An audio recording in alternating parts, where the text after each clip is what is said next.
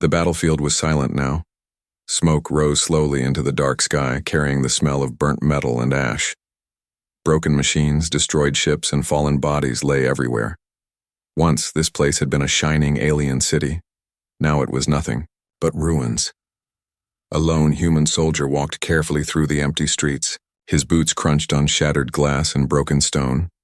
His rifle was heavy in his hands, but he kept it ready. He did not trust the silence. Silence on a battlefield was never safe. It meant something was hiding. His name was Captain Ryan. He had survived the final battle, though almost no one else had. His unit had been wiped out. His radio was dead. He had no orders now, no mission, no commander.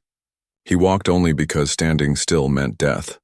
The wind blew dust across the road, and Ryan pulled his scarf tighter around his face.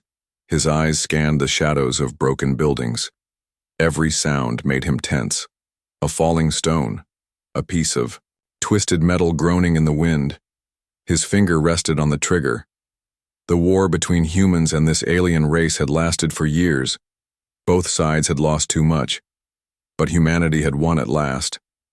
The alien empire was broken. Their cities were destroyed. Their leaders were gone.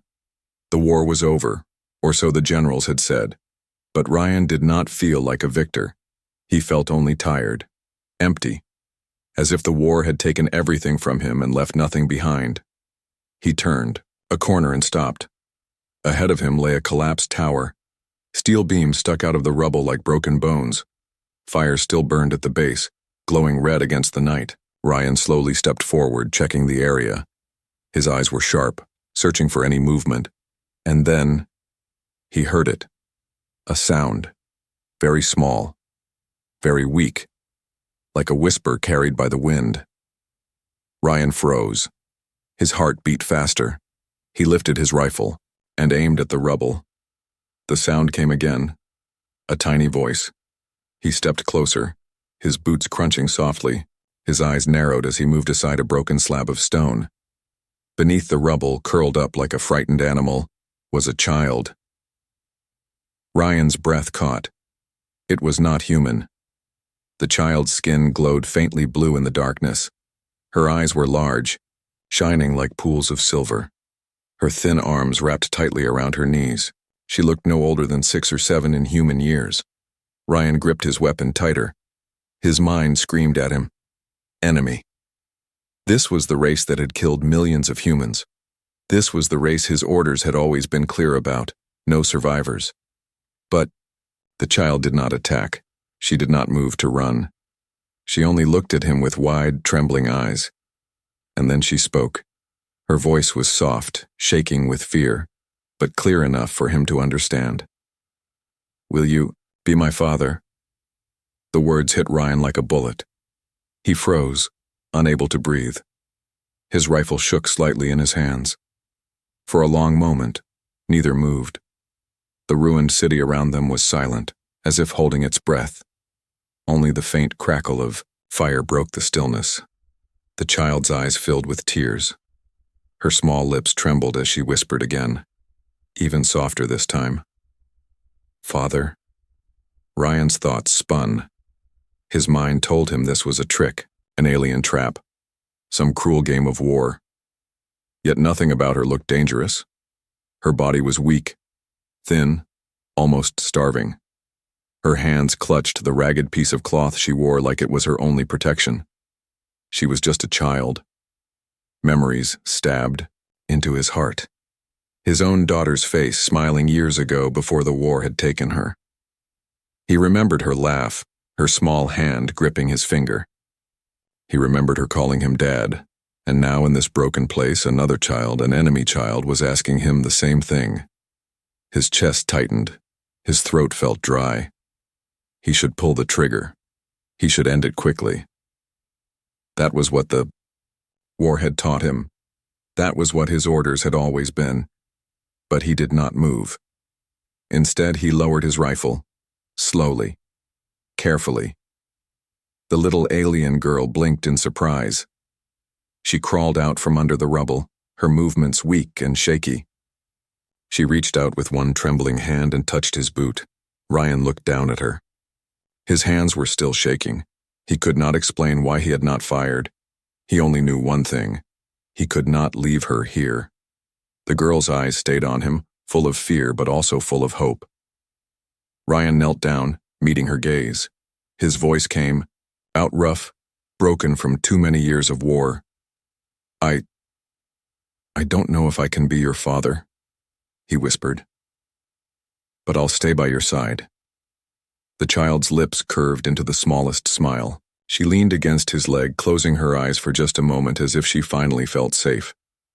Ryan looked around at the ruins, at the fire, at the endless shadows. He knew what this meant. He was no longer alone. He was no longer free of responsibility. He had made a choice, and that choice would change everything.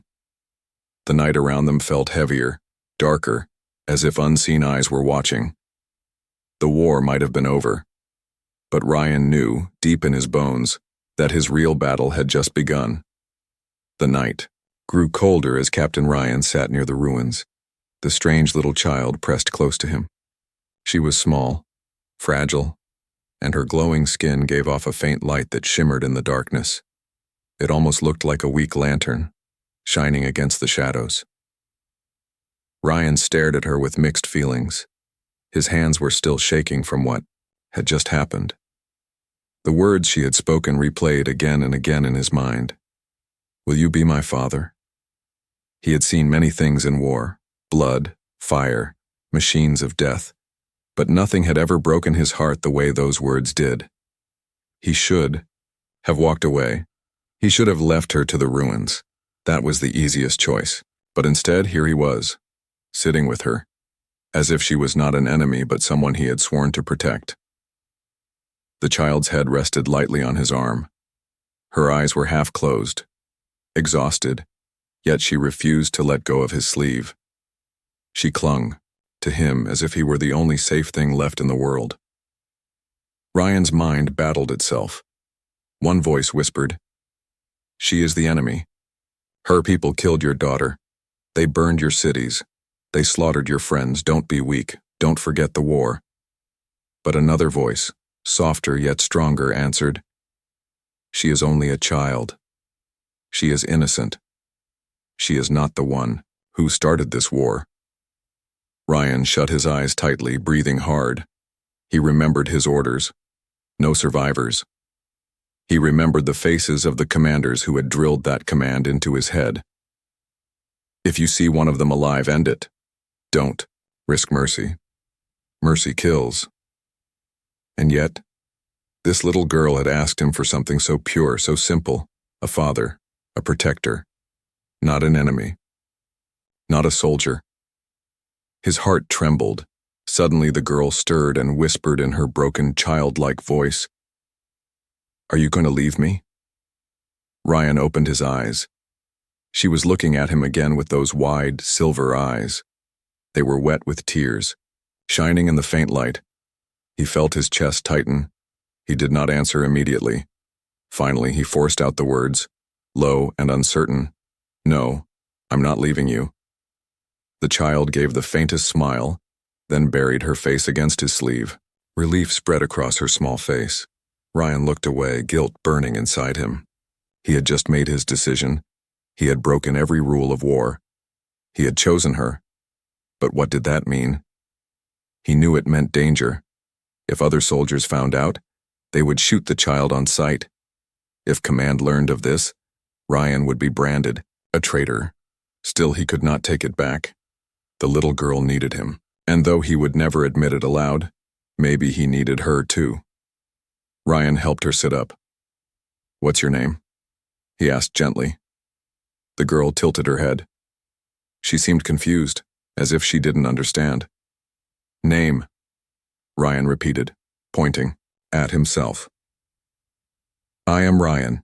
She blinked, then slowly touched her own chest. "Luma," she whispered. Her voice cracked, but the sound carried hope. "Luma," Ryan repeated, testing the word on his tongue. It felt strange, but warm. "All right, Luma. You stay close to me." Her smile grew just a little wider. The ground shook suddenly. Ryan's Instincts flared. He grabbed his rifle and stood up quickly, scanning the darkness. He could hear the low hum of engines, the faint metallic clatter of machines moving, enemy drones. They were patrolling the ruins, hunting for survivors. Ryan's pulse quickened. If they found him with the child, it would be the end. Not just for her, but for him too. He crouched low and pulled Luma close. "Quiet," he whispered. "Don't make a sound." The girl nodded, her small hands gripping his jacket tightly. Through the cracks in the broken wall, Ryan saw shadows of flying machines drifting past. Their red scanning lights swept across the rubble like search beams, every muscle in his body tensed. One mistake, one sound, and they would both be dead. Luma pressed, her face against his chest, hiding from the red light. Ryan covered her with his arm, shielding her as best as he could. The drones passed by slowly, humming like predators sniffing the air. One beam of red light swept dangerously close, painting the wall just inches from Ryan's face. He held his breath. His finger tightened on the trigger of his rifle. Seconds felt like hours. Finally, the machines drifted away, their sound fading into the distance. Ryan let out a slow, shaky breath. His heart pounded like a drum in his chest. Luma looked up at him, frightened but trusting. Ryan whispered, "You're safe now." But inside, he knew it was a lie. They were not safe. Not here. Not anywhere. As the night dragged on, Ryan sat awake while the child slept beside him. His eyes stayed on the ruined streets, watching for danger. And in that silence, he thought about the future. He had made his decision. He would protect her, no matter what. But the cost of that decision would be heavy. He was no longer just a soldier, no longer just a survivor. He was something more now, a father. And the war, though finished on the battlefield, had just begun inside his own heart. The sun never truly rose over the ruined city. Instead, a red haze hung in the sky, glowing from fires that had burned all night. Smoke drifted like ghosts through the streets, carrying the bitter smell of war.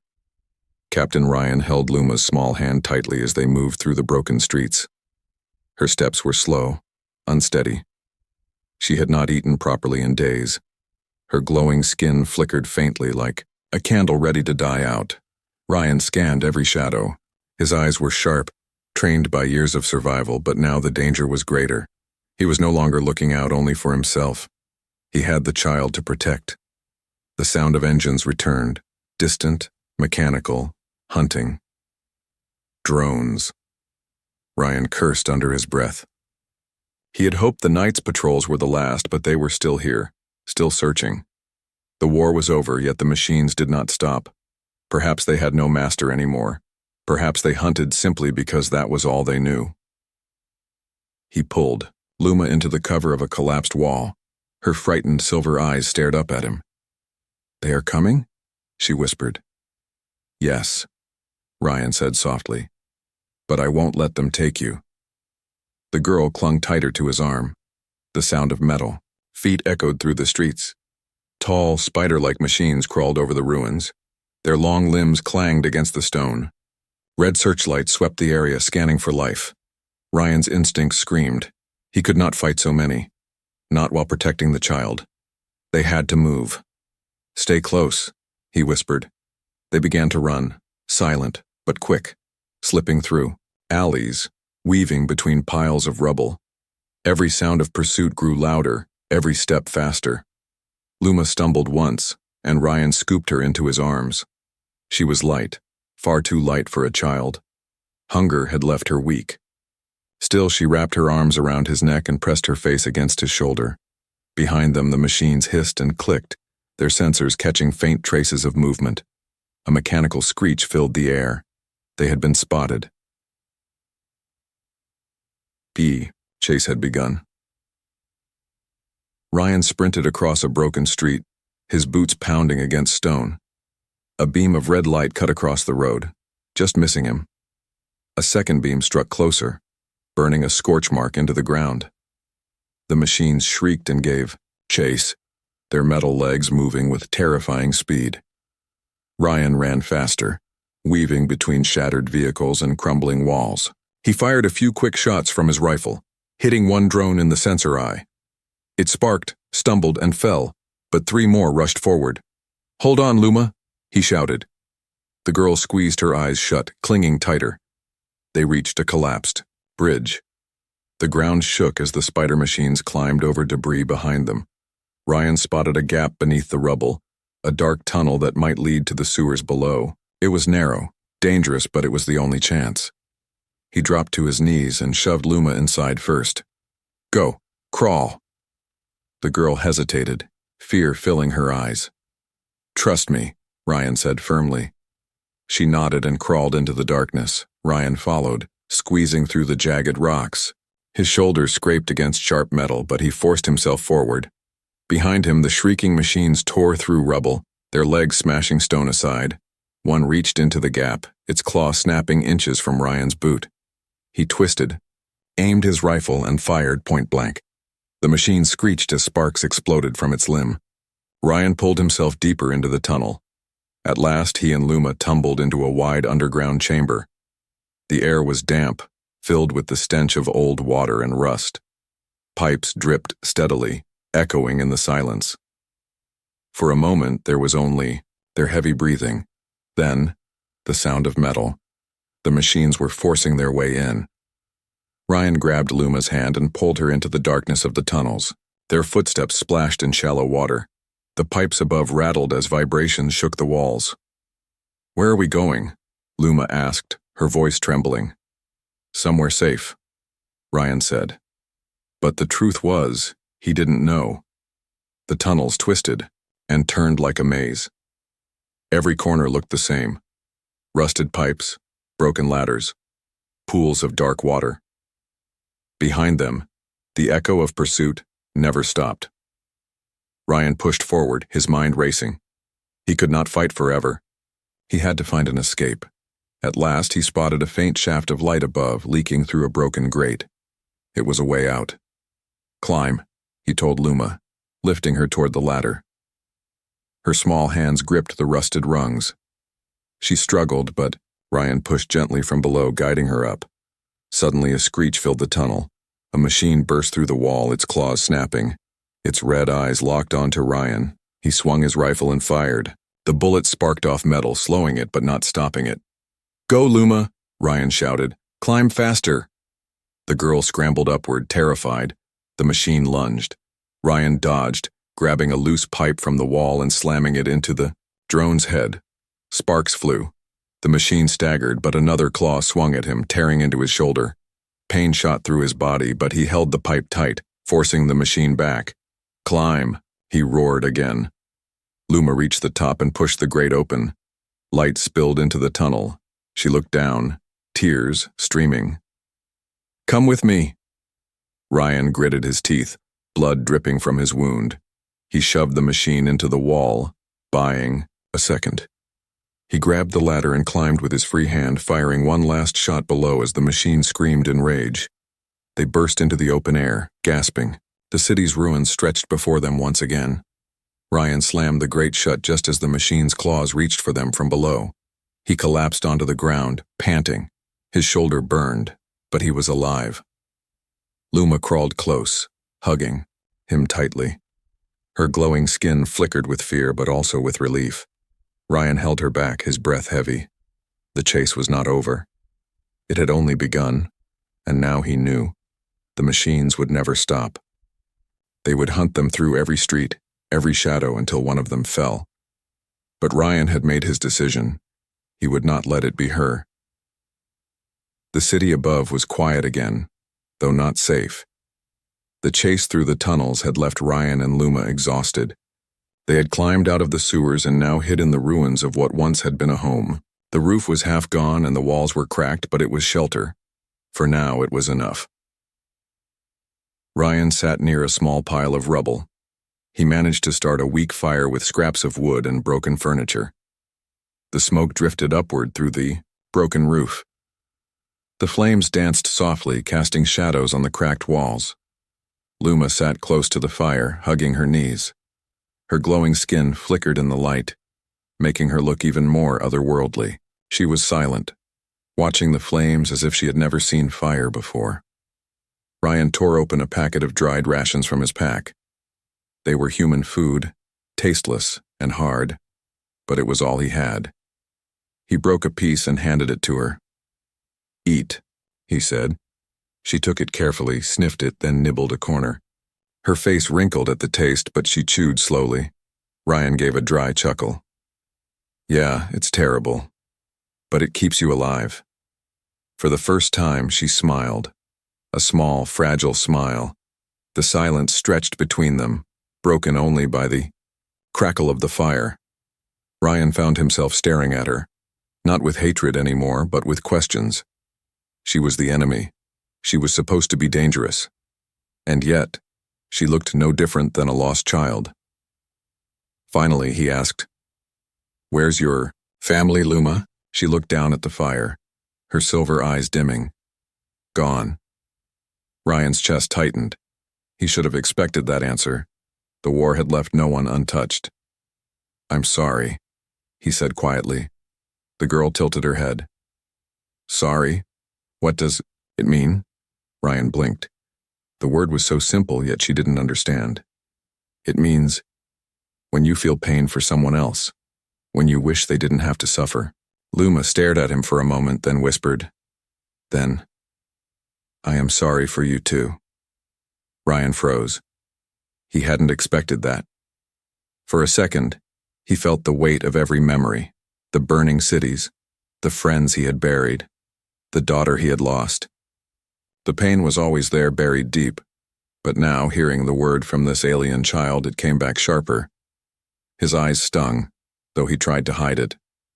He looked away. "You don't need to be sorry for me." But Luma crawled closer, and gently touched his hand. Her small fingers were warm. "You're alone," she said softly. "Like me." Ryan swallowed hard. He wanted to deny it, but she was right. Later that night, as the fire burned lower, Luma asked another question. "What is father?" Ryan looked at her, surprised. "You don't know?" She shook her head. "I only hear the word. I do not understand." Ryan's heart ached. Slowly, he searched for words. "A father is someone who protects you, someone who teaches you, someone who stays by your side, no matter what happens." Luma's eyes widened slightly. "Then, are you my father now?" The question struck him like lightning. He stared at her, unsure how to answer. Finally, he sighed. "I don't know. Maybe, but I'll protect you. That much I promise." She smiled again, brighter this time, and leaned against his arm. Hours passed. The city outside remained dangerous. Ryan stayed awake, listening to every distant sound. The machines were still out there, hunting. But inside the ruined house there was a strange peace. He found himself remembering his own daughter, her laughter, her small footsteps running across wooden floors, the way she had clung to him during storms. He had lost her to the war, a wound that had never healed. Now, looking at Luma, he felt that wound shifting, not healed, but no longer empty. The fire crackled softly. Luma had fallen asleep, curled against his side. Ryan pulled his worn jacket around, her small body to keep her warm. She stirred and murmured something in her sleep, clutching the fabric tightly. Ryan stared into the flames, his face hard but his eyes soft. He had made his decision the night before, but tonight it became clear. He could not see her as the enemy anymore. She was his responsibility now, his burden, his hope. Suddenly, a sound outside broke the peace. A distant metallic screech echoed through the ruins. The machines were still hunting.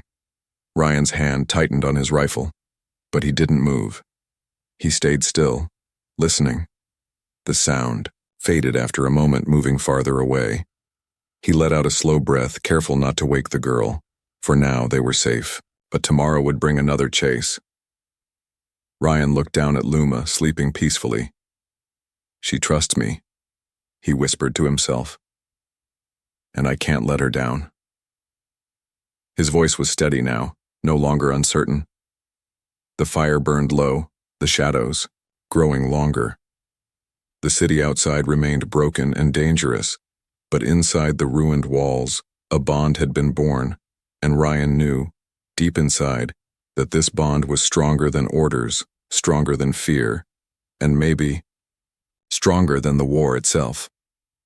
The morning was gray and silent. Mist hung low over the ruins, curling between broken buildings like restless spirits. The fire from the night before had died, leaving only cold ashes. Captain Ryan stood at the edge of the ruined house, scanning the streets with sharp eyes. His rifle was ready, though his body was tired. He had not slept much. Every sound outside had kept him awake. Metal footsteps, distant screeches, the faint hum of engines. Behind him, Luma stirred. She rubbed her silver eyes and sat up, pulling, his jacket tighter around her shoulders. Her small glowing skin flickered weakly in the pale light. "Is it morning?" she asked softly. Ryan nodded. "Morning, but stay quiet. We can't relax yet." The girl looked around nervously. Even she could sense the danger in the air. Ryan had been a soldier long enough to know when the enemy was closing in. And today, the city felt alive with threats. He crouched near a crack in the wall and watched as shadows moved in the distance. Drones. At least 3 of them, gliding between the ruins. Their red eyes swept across the ground like hunters searching for prey. Ryan's jaw tightened. They weren't just patrolling anymore. They were searching. Actively.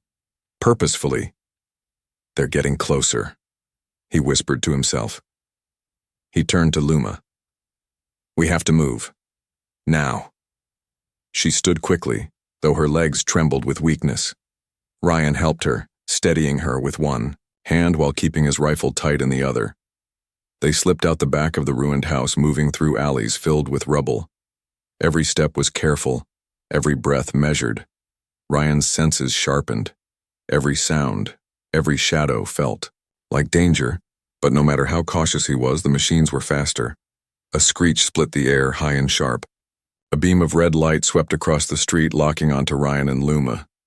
"They've seen us," Ryan growled. The chase began again. The machines clattered across the ruins, their legs smashing through debris. Ryan pulled Luma into his arms and ran, his boots pounding against broken stone. Bullets of red energy struck the ground behind him, shattering concrete into dust. He ducked into a narrow passage between 2 collapsed towers. The machines tried to follow but were too large, their legs scraping against the walls. For a moment it bought them time, but not enough. More screeches echoed through the city. More machines were coming. Ryan stopped to catch his breath. His heart hammered in his chest. He looked at Luma, who clung tightly to his jacket. Her face was pale with fear, but her eyes never left his. "They won't stop," Ryan muttered. His voice was low, almost to himself. "Not until one of us is dead." Luma's small voice trembled. "Why do they hate us?" Ryan didn't answer, at first. He had asked himself the same question during every year of the war. Why had humanity and her people destroyed each other? Why had mercy never been an option? Finally, he said, "Because war makes monsters out of everyone, even out of machines." She didn't fully understand, but she nodded slowly. They moved again, searching for shelter. Ryan spotted a half-collapsed bunker ahead, buried beneath rubble. It might hold supplies. It might also hold enemies. But it was their only chance. He forced the broken door open and pulled Luma inside. The bunker was dark and smelled of rust and old fuel. Broken crates lay scattered and shattered screens lined the walls. Ryan swept the room with his rifle. Empty. Safe. For now. He set Luma down gently. She looked around the bunker with wide eyes.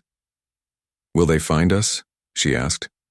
Ryan crouched, in front of her, looking her in the eyes.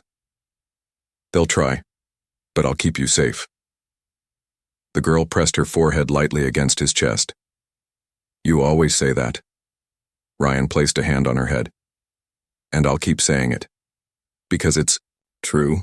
The moment of peace didn't last. A loud crash echoed above them. Dust rained from the ceiling. The machines had tracked them. They were tearing through the ruins to get inside. Ryan's muscles tensed. His hand gripped the rifle tighter. He checked. The bunker for exits, there was only one. They were trapped. The sound grew louder. Metal claws ripped at the bunker walls. Sparks showered the dark room. Luma gasped and clung to him. Ryan!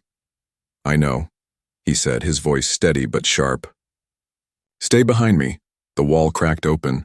A red beam of light shot through, slicing across the floor. The machines screeched, forcing their way in.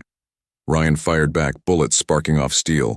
One machine's eye shattered, making it collapse, but another pushed forward, claws snapping. The room shook as the battle began. Ryan shoved Luma behind a broken crate. Don't move, he ordered.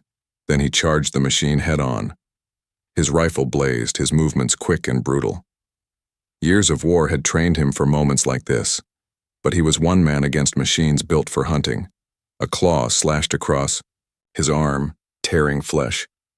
Pain exploded through him, but he didn't stop. He jammed his knife into the machine's joint, twisting hard. Sparks flew as the limb snapped. The machine screeched, collapsing in a shower of sparks. Ryan staggered, blood dripping down his arm. He looked back at Luma, who was peeking from behind the crate, her eyes wide with fear and awe. More shadows moved, outside the broken wall. More machines were coming. Ryan's chest heaved, his body weak, but his voice was strong. They won't stop, Luma, he said. And neither will I. The bunker shook like thunder as more machines forced their way. Inside, dust rained from the ceiling. Sparks lit up the dark room. The sound of metal claws and screeches echoed everywhere. Ryan's rifle was almost empty. His arm bled from deep cuts and his body ached with exhaustion. But his eyes burned with the fire of a man who refused to give up. Behind a broken crate, Luma crouched, trembling. Her silver eyes were wide with terror. Yet even in her fear, she looked at Ryan with trust. She believed he could protect her. Ryan gritted his teeth. I won't let her die. Not her. Not like this. A massive machine crashed through the wall, larger than any they had faced before. Its long legs crushed the rubble beneath its weight. Its red eyes glowed like fire, scanning the room with deadly hunger. Ryan knew he could not fight it and win. Not head-on. Not with only a few bullets left. He glanced at Luma, then back at the towering monster. His mind raced. I need to buy her time. That's all. Time. He ran to Luma, knelt down and grabbed her shoulders. Listen to me, he said firmly. You have to run. Do you understand? Run, and don't look back. Tears filled her eyes. No, not without you. Ryan forced a small smile. I'll be right behind you. But first, I need you safe. You're stronger than you think, Luma. You can do this. Her lip trembled. I'm scared. So am I, Ryan admitted softly. But being brave doesn't mean you're not scared. It means you keep going anyway. He reached into his pocket and pulled out a small necklace, an old, worn piece of metal shaped like a star. It was the only thing he had left of his daughter. He placed it gently around Luma's neck. This was my little girl's, he whispered. Now it's yours. Keep it safe. It means you're never alone. Luma's tears fell as she clutched the necklace tightly. Ryan stood, his rifle heavy in his hands. He looked back at her one last time. Go. Find the tunnel. Live. The machine screeched and lunged forward. Ryan opened fire, bullets sparking across its armored body. The roar of his rifle filled the bunker. He moved fast, rolling behind rubble, forcing the machine to chase him. Every second he fought, every bullet he fired bought Luma a moment more to escape. Run! He shouted again, his voice fierce. Luma hesitated, crying, but finally turned and crawled through a hole in the wall that led deeper into the ruins. Her glowing skin flickered faintly as she disappeared into the shadows. Ryan felt a sharp pain in his chest as he watched her go, but he forced himself to face the machine. The monster's claw slammed into the ground where he had stood a second before. Ryan dived aside, rolling across broken concrete. He fired his last bullet straight into its eye. The machine screeched, sparks exploding, but it did not fall. It staggered, damaged, but still deadly. Ryan dropped the empty rifle. He grabbed a steel, pipe from the ground and charged. With a roar, he slammed it into the machine's joint, sparks bursting. The machine swung its massive claw, striking him across the side. Pain exploded through his ribs, but he forced himself up again. "Come on, you bastard," he growled, his voice ragged. "You want me? Here I am." He struck again and again, each blow weaker than the last, but fueled by sheer will. The machine shrieked, stumbling, its systems failing. But Ryan knew he couldn't finish it. His strength was gone, his body was failing. Still, he kept fighting. Not for himself, for her. Far down the tunnel, Luma crawled through the darkness, clutching the necklace tightly.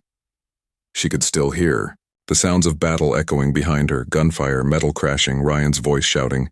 Tears streamed down her face, but she kept moving. His words burned in her heart.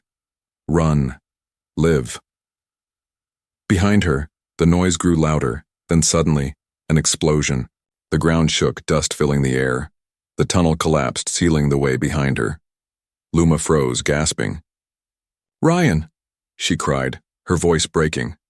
But there was no answer. Only silence. Back in the bunker, smoke and fire filled the room. The great machine lay in ruins, sparks shooting from its broken body. And Ryan lay against the wall, bleeding heavily. His breath came slow, shallow. He knew he would not walk again, but a faint smile touched his lips. He had done it. She was safe. His eyes closed, the sound of the burning machine fading around him. Far away, Luma crawled out into the open air. She stumbled into the broken streets, breathing hard, her small body shaking. The city was still dangerous, but she was alive. She looked at the necklace around her neck, clutching it tightly. Her tears glowed on her cheeks. "Father," she whispered softly, "I will not forget." The stars above were faint behind smoke, but she looked up at them with determination. Ryan had given everything for her. And now, though she was small and afraid, she carried his legacy. The war had taken her family. But in the ruins, she had found something new, a protector, a bond, a sacrifice, and because of him, she would live. The city was still broken. Fires burned in the distance and smoke drifted like ghosts across the horizon. But somewhere in that wasteland, a small figure walked alone. Luma. Her steps were weak, but steady. She clutched the star-shaped necklace around her neck, holding it as if it were the most precious thing in the world. Every time fear threatened to overtake her, she touched it and remembered his words. Run. Live. Ryan's voice echoed in her heart, giving her strength. She had lost her family, her people, everything she had known. But she had not lost him. Not truly. He was gone, but he lived inside her now. His sacrifice carried her forward. Days passed. She hid in ruins, found scraps of food, and drank from broken pipes. She was small, and her glowing skin made her easy to spot, but she learned to cover herself with ash and cloth, just as Ryan had taught her. Sometimes, in the silence of night, she thought she could still hear his footsteps, steady and strong, behind her. She would close her eyes and imagine him walking with her, rifle in hand, watching the shadows. "You are not alone," she whispered to herself. "He is here." One morning, as the sun struggled through the gray clouds, she heard new sounds. Different from the machines. Voices, human voices. She froze, hiding behind rubble. Her heart pounded.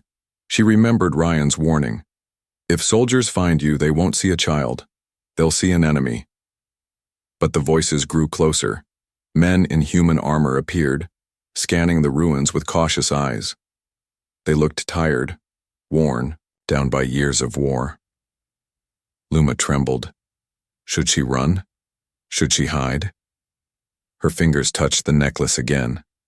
She thought of Ryan, how he had lowered his weapon, how he had chosen mercy. Taking a deep breath, she stepped out of hiding. The soldiers froze, aiming their rifles at her. "It's one of them," one shouted. "Don't let it escape!" Luma raised her small hands quickly. "Wait!" she cried in broken human words. "Please!" The soldiers hesitated. None of them had ever heard one of the enemy speak their language before. "Hold fire," their leader ordered. He stepped closer, studying the little girl. Her glowing skin and silver eyes marked her as alien, yet around her neck hung a human trinket. A necklace shaped like a star. "Where did you get that?" the leader demanded. Luma touched it gently. "From Father." The soldiers exchanged confused looks. "Father?" one muttered. She nodded, her voice trembling but firm. "Human soldier. He save me. He fight for me. He give me this." She clutched the necklace tighter. "He say, I must live." The leader's hard expression softened slightly. He lowered his rifle. "A human soldier protected you?" he asked slowly. "Yes," Luma whispered. "He stay with me. He die, so I can be safe." Silence hung heavy in the air. The soldiers looked at each other, unsure. They had been taught that the enemy was cruel, merciless. Yet here was proof of something else. A bond stronger than war. Finally, the leader sighed. "Put your weapons down," he ordered. The soldiers hesitated but obeyed. He crouched to look at Luma. "You're just a child," he said softly, "and if what you say is true, then maybe the war isn't as simple as we thought." The humans took her in. At first, many distrusted her. Some wanted her gone, afraid she was a spy. But the leader defended her, pointing to the necklace, to the story of sacrifice. "She is not the enemy," he told them. He told, "She is the proof that mercy exists." And so Luma stayed. She lived among humans, learning their ways, speaking their language better with each passing day. Children who once feared her began to play with her. Adults who once glared at her began to soften. Slowly, walls of hatred cracked, but Luma never forgot. Every night before sleeping, she touched the necklace and whispered, "Good night, Father." Years passed. The ruins were rebuilt. The fires faded. Humanity and the remnants of Luma's people found uneasy peace. And through it all, the story of a single soldier spread like fire. Captain Ryan, the man who had chosen mercy instead of hate. The man who had sacrificed himself to protect a child of the enemy. He became a legend, a tale told to both humans and aliens alike. Luma carried his memory with pride. She grew stronger, wiser, guided by the lessons he had given her in such a short time. And when she stood before councils of humans and aliens, speaking of peace, she always held the necklace in her hand. "Once I was alone," she would say, "but a human soldier chose to stay by my side. He was not my blood, but he was my father. His choice saved me, and maybe it can save us all." On a quiet night many years later, Luma stood beneath the stars. The world had changed, but the sky remained the same. She touched the necklace and closed her eyes. "Ryan," she whispered, "you said I must live. I did. And I will keep living. For you." A tear rolled down her cheek, glowing faintly in the starlight. She smiled, small but full of hope, because she knew his sacrifice was not the end. It was the beginning. The legacy of one soldier lived on, not in war, but in the peace he had made possible.